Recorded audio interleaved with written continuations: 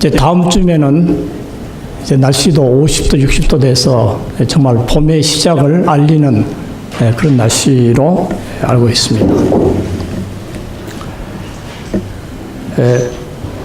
아까 봉독했던 말씀 에베소 2장 12절 13절을 제가 다시 한번 봉독하겠습니다.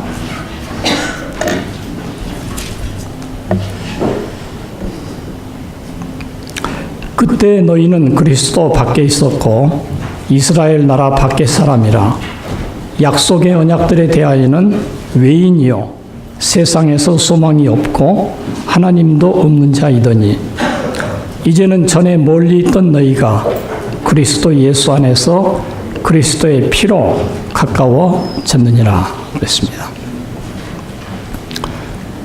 여러분, 사실 우리는 서로 다 몰랐던 사람들이잖아요. 그렇죠? 네, 몰랐던 사람들인데 이 자리에 우리가 함께 모인 것은 그야말로 예수님의 피로 가까워진 새로운 만남을 우리가 가졌기 때문에 이 시간에 모여서 우리 하나님께 예배를 드리는 것입니다. 이 세상에 가질 수 있는 우리 가장 가까운 인간관계, 가장 순수한 인간관계는 우리가 하나님 안에서 우리 주님의 피로 모인 맺어진 그런 관계라고 볼 수 있습니다. 오늘도 우리 주님과 만남을 가지시고 또 우리 모두가 함께 이런 아름다운 만남을 가지시기를 바라겠습니다. 그래서 오늘 제목은 이 아름다운 만남입니다.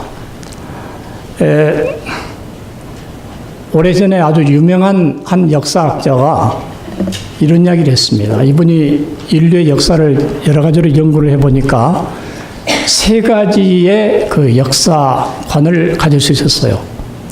이 인류의 역사를 세 가지의 관점에서 봤습니다. 그 첫 번째는 사람이 사는 것은 마치 정글과 같다 그랬습니다. 여러분이 정글은 어떤 곳입니까? 정글의 법칙은 어떤 법칙이에요? 그야말로 약육강식의 그런 법칙이에요. 강한 자가 약한 자를 잡아먹는, 그래서 이 세상 역사를 하나의 이 정글의 법칙으로서 보는 것입니다.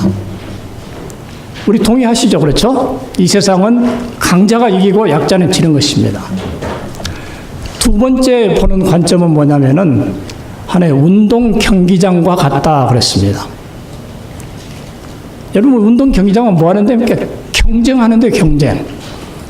그래서 이 운동 경기가 끝난 다음에 이긴 사람이 한 사람이건 아니면 극소수인 것입니다. 나머지는 다 패자예요. 그래서 첫 번째는 정글과 같다. 두 번째는 이 세상은 운동 경기장과 같다. 역사를 연구해 보니까 그렇더라 이것입니다.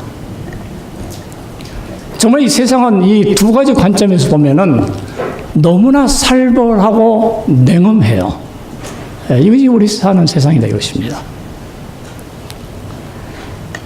얼마 전에 이 보도를 보니까 이 세상이 갈수록 부자는 더 부해지고 가난한 사람은 더 가난해지는 부익부 빈익빈 현상이 계속 일어난다 이것입니다. 그래서 이 제일 부자가 이 빌 게이트인데, 빌 게이트부터 66명까지의 그 66명의 세계 제일의 그 부자들이 이 세계 모든 인구의 절반, 그래서 이 가난한 사람부터 시작해서 반틈을 딱 잘랐을 때 이 세계 인구의 절반의 재산과 세계에서 제일 부자 66명의 재산이 거의 맞먹는다 이것입니다.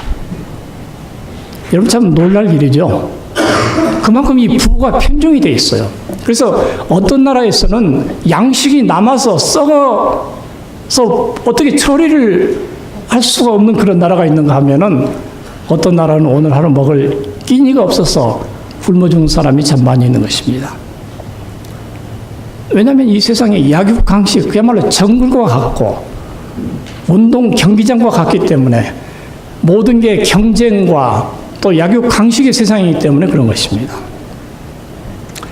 그러나 또 이 역사학자는 세 번째 관점을 이야기를 하고 있습니다. 그것이 바로 이 세상은 바로 꽃밭과 같다 그랬습니다.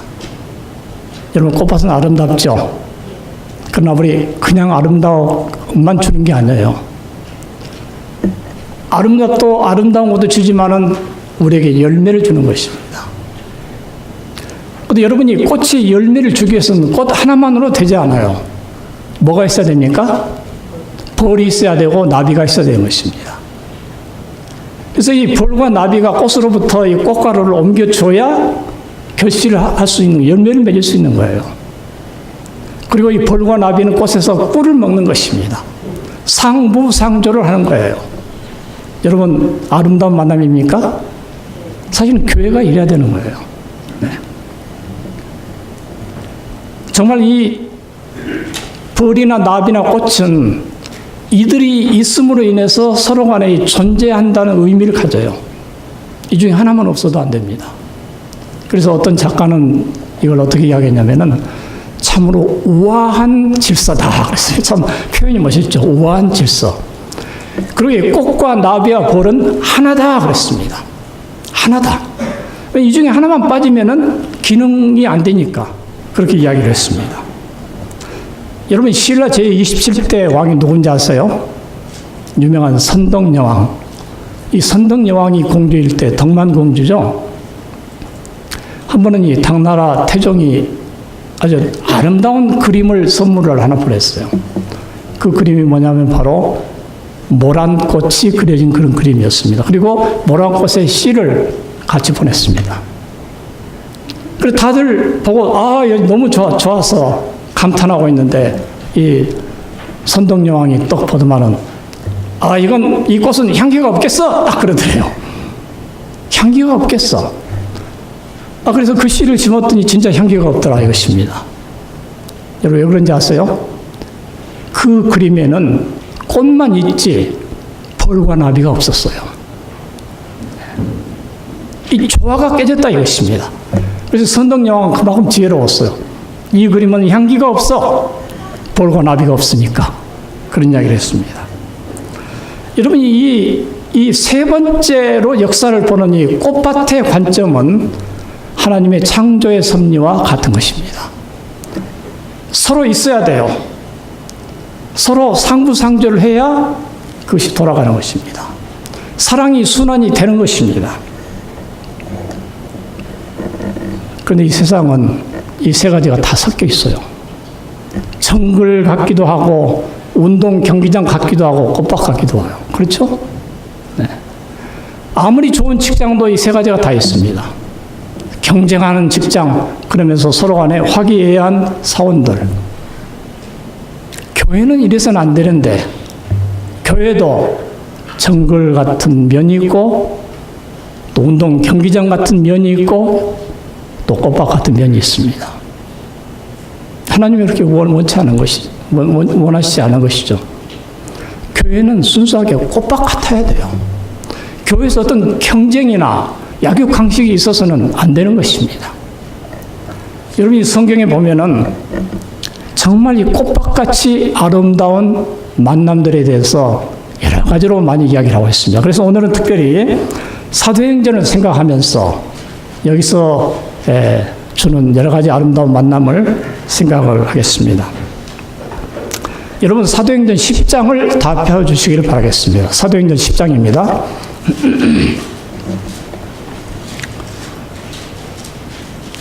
오늘 사도행전 10장을 우리 보겠는데요. 사도행전 9장에 보면은 또 아름다운 만남들이 있어요. 사도행전 9장과 10장은 이 복음이 이방으로 들어가는데 정말 결정적인 그 계기가 되는 그런 것이 사도행전 9장, 10장인데요. 오늘 9장은 하지 않겠어요. 그런데 9장에 잠깐 보시면은 이 바울이 사도 되기 전에 맨 먼저 누구의 만남을 갖냐면은 다메섹에서 예수님과의 만남을 가져요.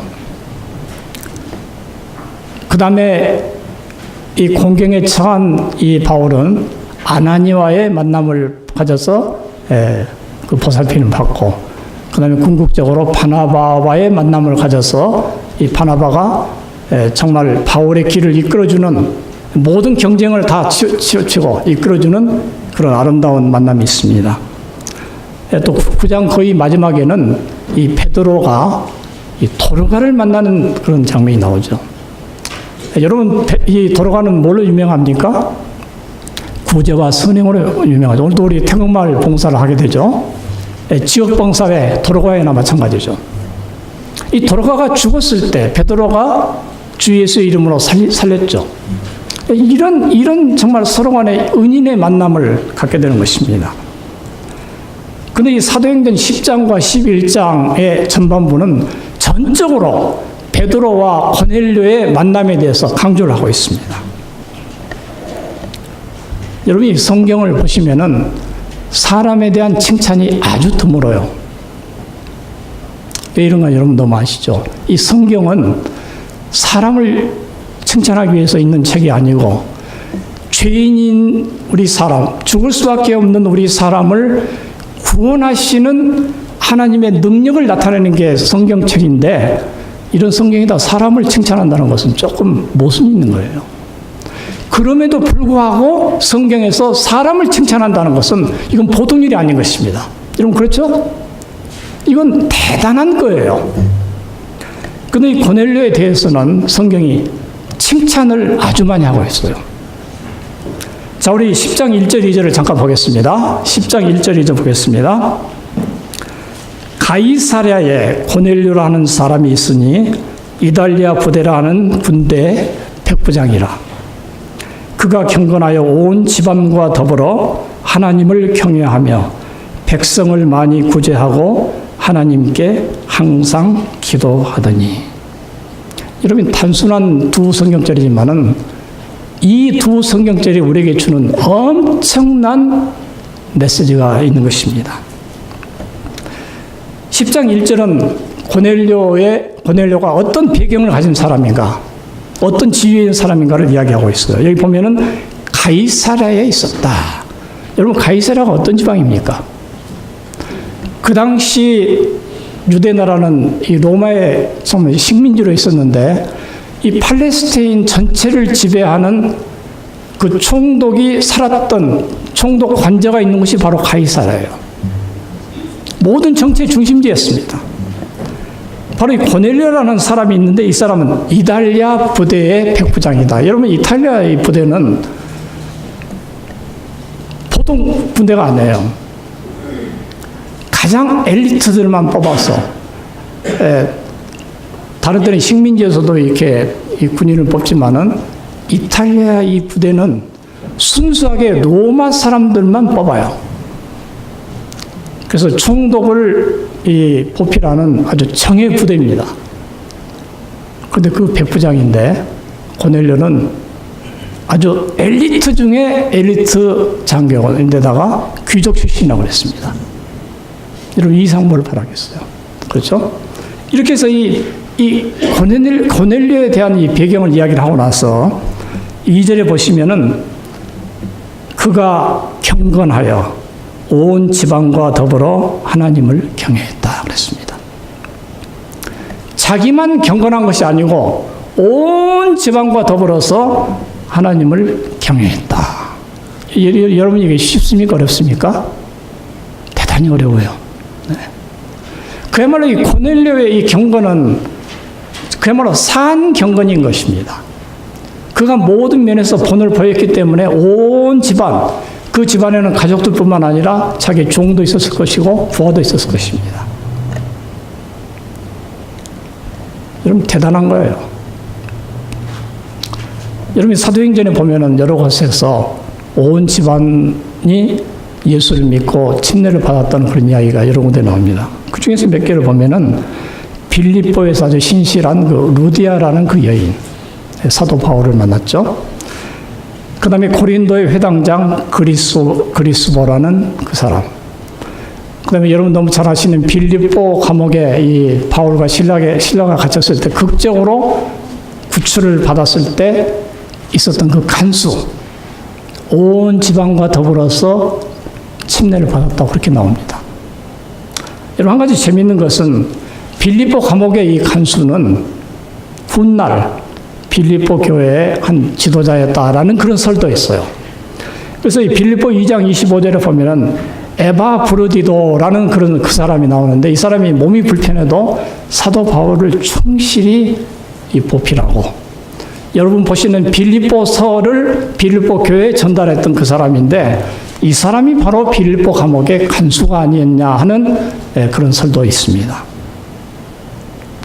이렇게 해서 온 집으로 더불어서 하나님을 경외하는 이 고넬료, 참 대단한 것입니다. 여러분 이 사도행전에 보면은 이렇게 이야기했어요. 고넬료의 감화는 접촉하는 모든 사람들에게 축복이 됐다. 그는 그의 가정생활이나 공무에 있어서도 하나님께 충성했다 그랬습니다. 여러분이 고넬료라는 말 대신에 여러분 개인을 여기에 넣어보시면 어떨까요? 나의 감화는 접촉하는 모든 사람에게 축복이 됐다. 여러분 이렇게 말씀하실 수 있어요? 모든 사람에게 축복이라는 것은 뭡니까?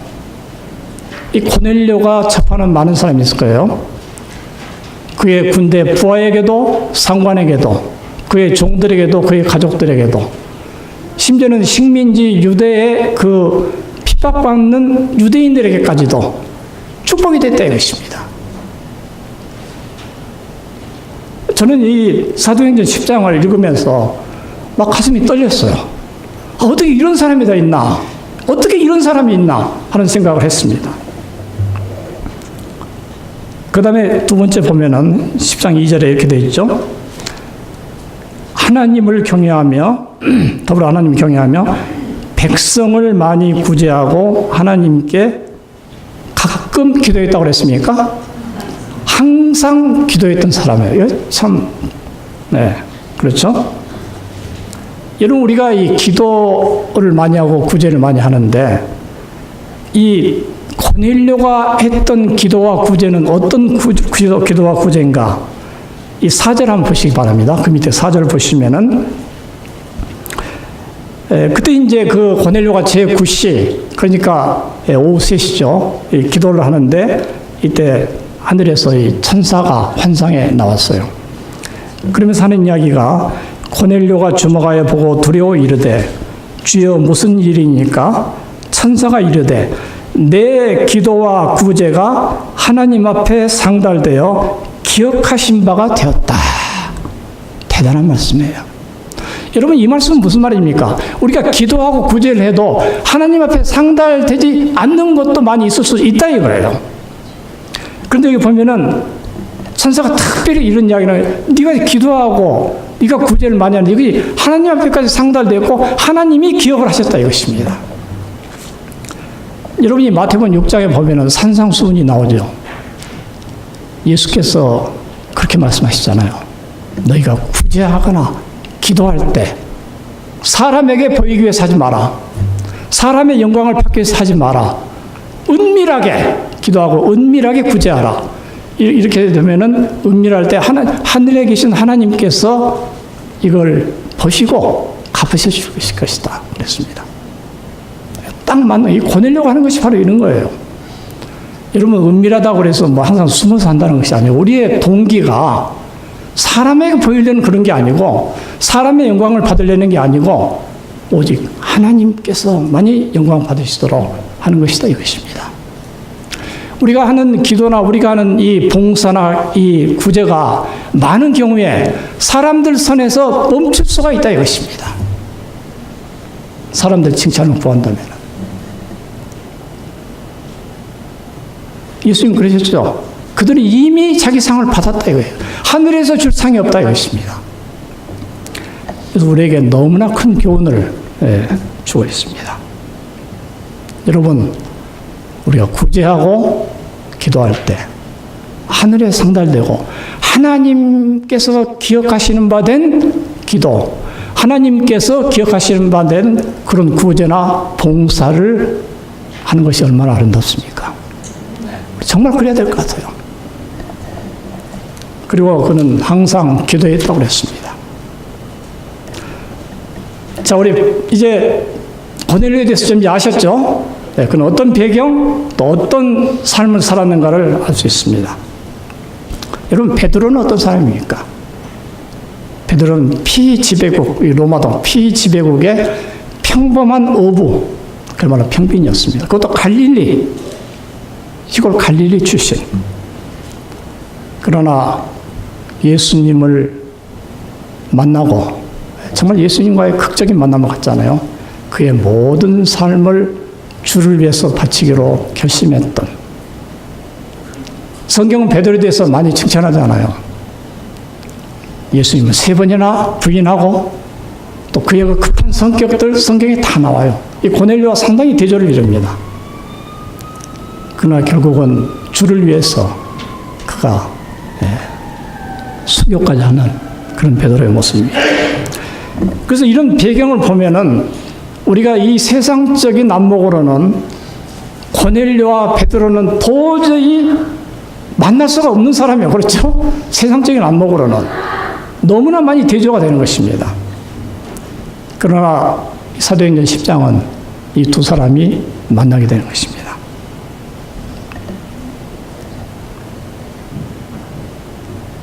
여러분, 이 두 사람은 어떻게 해서 만납니까? 서로 수소문해서 만납니까? 그렇잖아요. 기도 중에 만난 거예요. 기도 중에.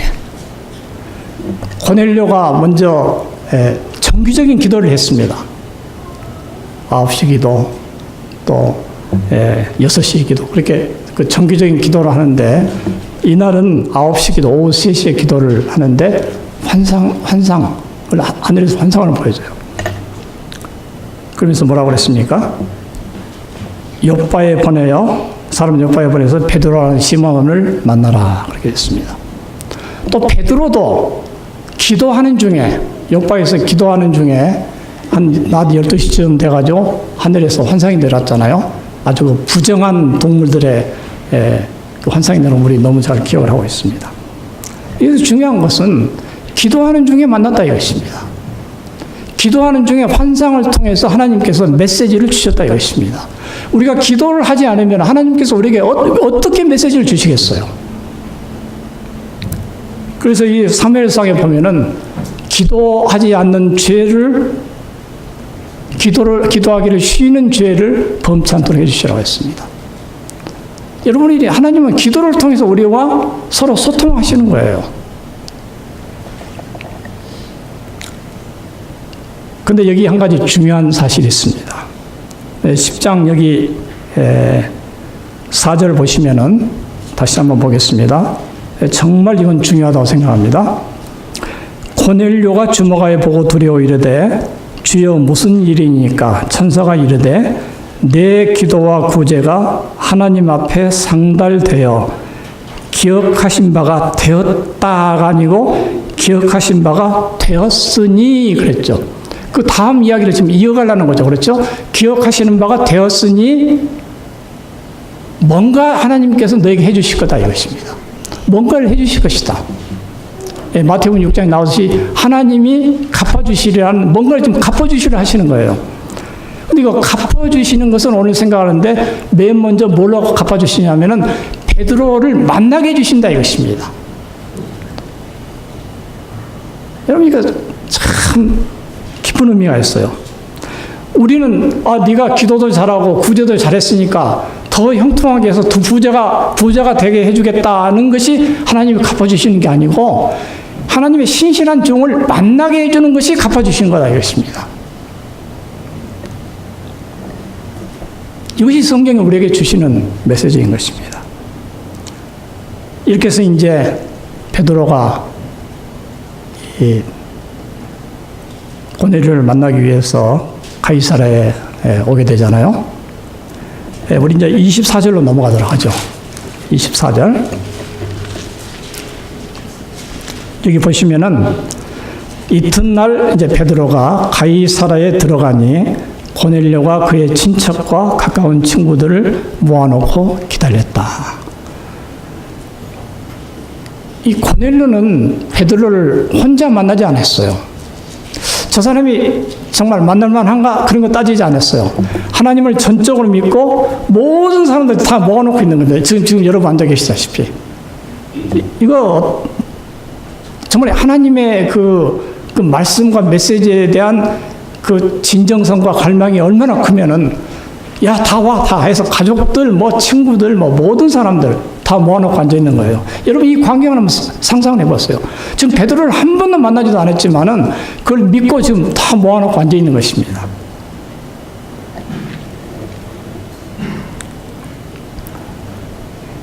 그 다음에 이제 베드로가 딱 집에 들어왔을 때 베드로를 맞이하는 이 자세를 한번 봅시다.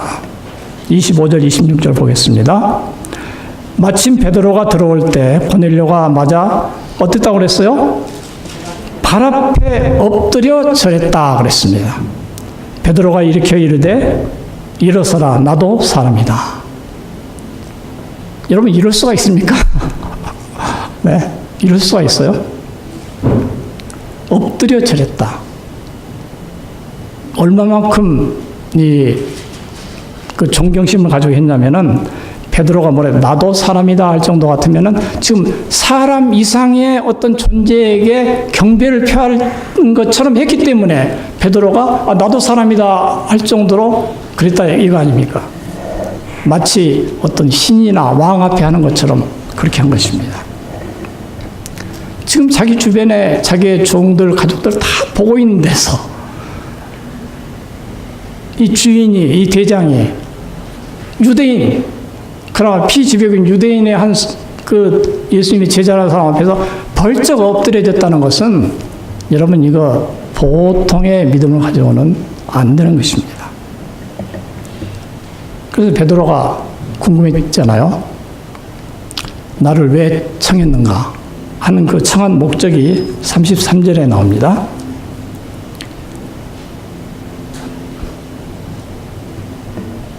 내가 곧 당신에게 사람을 보냈는데 오셨으니 잘하였나이다. 이제 우리는 주께서 당신에게 명하신 모든 것을 듣고자 하여 다 하나님 앞에 있나이다. 그랬습니다. 목적이 뭡니까? 지금 이 베드로를 우상 숭배하려는 게 아니에요. 주께서 당신에게 명하신 모든 것을 듣고자 하여 다 하나님 앞에 있나이다. 그랬습니다. 베드로를 청한 목적이 여기 있어요. 여기서는 당신은 어디까지나 이 베드로 당신은 하나의 전달자에 불과하다 이것입니다. 주께서 당신에게 명하신 모든 것을 듣고자 해서 다 하나님 앞에 있나이다. 거기 하나님 안 보이잖아요. 여러분 저는 이걸 보면서 이것이 진정한 예배의 자세라고 그렇게 생각합니다. 저를 한번 따라서 하시죠. 오늘 우리는 주께서 당신에게 명하신 모든 것을 듣고자 하여 다 하나님 앞에 있나이다. 우리 이런 자세로 예배를 드려야 되는 것입니다. 이런 자세로. 우리가 하나님의 말씀을 들을 때 설교를 하거나 말씀을 가르칠 때 그 사람은 어디가나 전달자에 불과한 것입니다. 그러나 주께서 누구를 통해서 말씀하신 것처럼 하나님 앞에 있는 것처럼 그렇게 한다 이것입니다. 그래서 이 진정한 겸손이라는 것은 우리가 하나님 앞에 있는 것처럼 낮아지는 것입니다. 그리고 우리가 정말 귀하게 여기는 그것을 향해서 우리가 마음을 여는 거예요. 이것이 겸손인 것입니다. 아까 말씀드리다시피 이 고넬료는 자기의 부하들, 가족들, 아들, 종들 생각 안 했어요. 넙적 엎드리고 베드로에게 그런 이야기를 했을 때 자존심, 우월감 다 버린 것입니다. 여러분 이 조선견문이라는 책이 있는데 제가 아주 오래전에 이 책을 봤어요. 조선견문. 여러분 이 구한말 시대에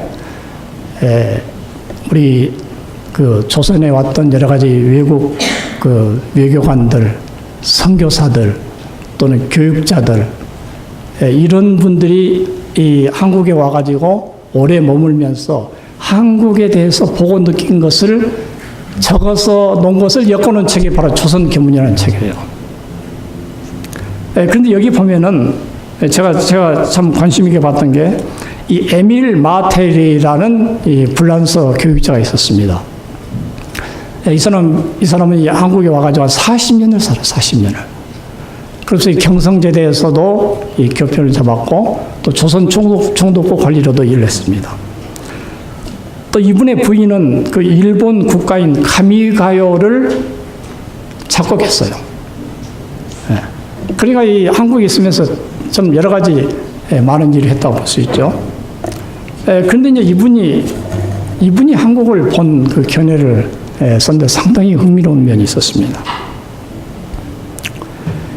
여러 가지 이 서구에서 들어온 여러 가지 신기한 발명품들이 있는데 의외로 한국 사람들이 놀라지를 않아요.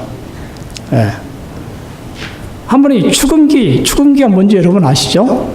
네, 축음기를 이제 그 미국서 온 그 알렌 공사가 이 축음기를 또 갖다 놓고 이 조선의 그 대신들 쭉 앉혀놓고 축음기를 틀었어요. 이거 조그만 기계에서 막 소리가 나는 거예요. 이 깜짝 놀랄 일 아니겠어요? 근데 의외로 이 사람 딱 보기에는 이 대신들이 전혀 놀라지 않고 수염만 어허 하고 있더라 것입니다. 본체도 못 본 채. 아마 속으로 그런지 무슨 귀신이 붙었나 그랬지 모르죠. 그래서 이분이 이거 보고 깜짝 놀랐어요. 반응이 없는 것입니다. 반응이. 여러분 왜 그랬습니까? 체면 때문에. 네. 그래서 이 알렌 공사가 상당히 반응이 좋을 줄 알고 이제 두 번째 시도를 어떻게 했냐면은 축음기로 이제 녹음을 했는데 직접 이제 연설한 거, 또 대신들이 거기 와서 연설한 것을 직접 녹음을 해서 30분에 다시 틀어줬어요. 이제 자기 목소리가 나오잖아요. 그렇죠? 그럼 좀 놀래야 되잖아요. 이게 도대체 뭔가 그런데 그래도 어허 하는 거예요. 네. 이건 사실 왜냐하면 직접 가서 썼으니까. 그때 처음으로 이 상수도에 수도물이 나오는데 이 샘에서만 물을 푸다가 이런 이 쇠파이프 같은 데서 물이 철철 나오거든요. 이 신기한 일 아니에요? 그래도 놀라지 않더라 이것입니다. 그래서 이분이 이렇게 썼어요. 정말 이 조선 사람들은 이해할 수 없을 만큼 침착하고 도무지 감흥도 하나도 없고 이것이 바로 도덕적인 성숙인가 아니면 자존심인가 이렇게 썼어요. 우리 항상 체면 많이 좀 따지잖아요. 이거 좀 심한 경우지만은 여러분이 대신들이 체면, 자존심, 다친 마음이 있었기 때문에 우리 조선이 늦게 개화가 된 거예요, 사실은. 나라가 그렇게 됐던 것입니다. 여러분, 어느 분은 이렇게 이야기했어요. 우리 자존심이란 것은 우리 인간 내면의 가장 큰 적이라고 그랬습니다. 여러분, 루스벨이 맨 처음에 하늘에 타락할 때 하나님 앞에 잘못을 했어요. 그러나 거의 하나님 앞에 거의 다시 돌이키려고 그랬는데 마지막 자존심 때문에 결국은 돌이키지 않았다고 그랬습니다. 부조와 선지자에 거기 나와요. 자존심 때문에 거의 돌이키려고 그랬는데 자존심 때문에 그랬다고 그랬습니다. 그래서 우리의 자존심이나 어떤 교만이나 편견이나 우월감 이것이 완전히 비워질 때야 비로소 경건의 실체가 나타나기 시작한다고 그랬습니다. 여러분 참 귀한 말씀이에요. 자존심이나 교만한 마음이나 우월감이나 모든 편견 이것이 완전히 비워질 때 드디어 경건의 실체가 나타나기 시작한다. 우리가 경건하게 보이기를 여러분 원하십니까? 정말 경건한 사람이 되려면은 이 모든 것이 비워져야 된다 이것입니다. 누구처럼? 고넬료처럼. 온 가족, 자기 부하들이 보고 있는 앞에서도 그 말씀을 듣기 위해서 넓적 엎드릴 수 있는 그런 자세.